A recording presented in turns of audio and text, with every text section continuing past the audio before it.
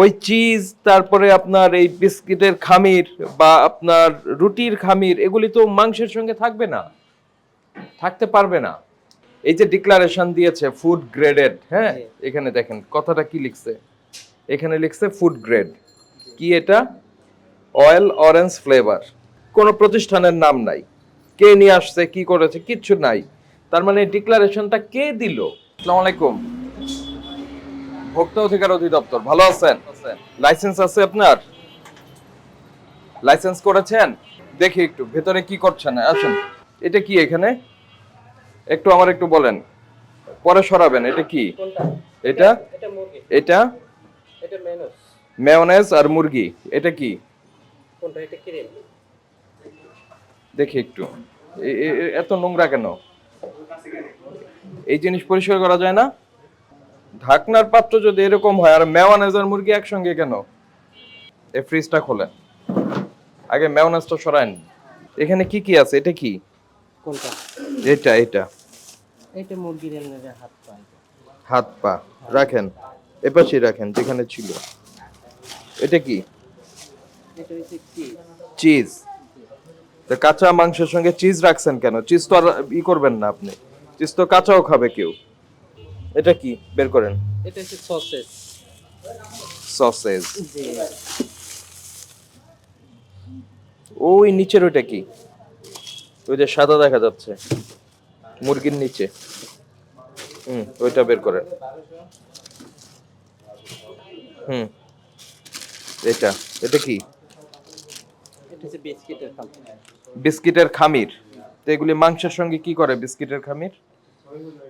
এগুলি যদি আমাদের এসে বের করতে হয় তাহলে তো আপনার জরিমানা হবে, ফাইন হবে। এগুলি তো আপনাদের কাজ।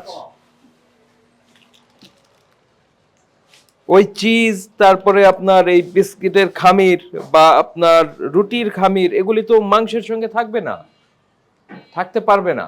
এটা কি জিনিস?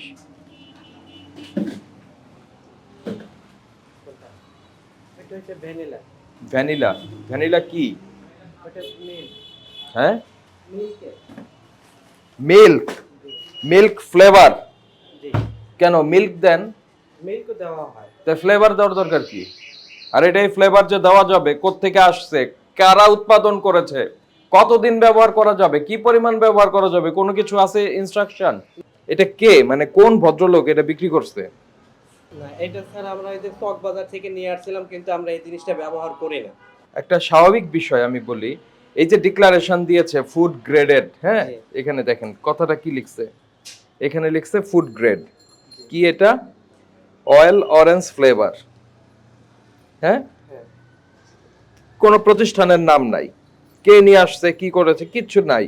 তার মানে ডিক্লারেশনটা কে দিল?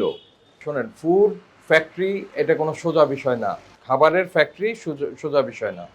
খাবারের ফ্যাক্টরি দিতে হলে এটা কি ইনগ্রেডিয়েন্ট ব্যবহার করা যাবে, কি যাবে না, এগুলি সঠিক ডিক্লারেশন আছে কিনা সব দেখে শুনে এরপরে কথা হলো স্বাস্থ্যকর পদ্ধতিতে উৎপাদন করতে হবে। তা আপনি আপনার ফ্রিজের যে ম্যানেজমেন্ট সেটা ঠিক নাই, আপনি যে ইনগ্রেডিয়েন্ট ব্যবহার করছেন সেগুলি যথাযথ নয়। আপনার এই ফ্লেভার ব্যবহার করার দরকার কি? বাদ দেন না, দরকার নাই তো। আপনার মিল্ক ফ্লেভার দিতে ইচ্ছা করে মিল্ক দেন, ওতে যা ফ্লেভার হয় হবে। আর্টিফিশিয়াল ফ্লেভার দেওয়ার দরকারটা কি? আর আপনি কি ওই বিস্কিটের গায়ে কোনো ডিক্লারেশন দিয়েছেন যে আর্টিফিশিয়াল ফ্লেভার ব্যবহার করা হয়েছে? না, ওগুলো আমি দেই।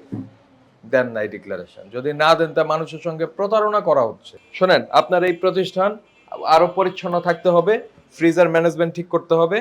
আর আছে, লাইসেন্স আছে? স্যার আমরা এখানে দোকানে 3 মাস হয়েছে তো।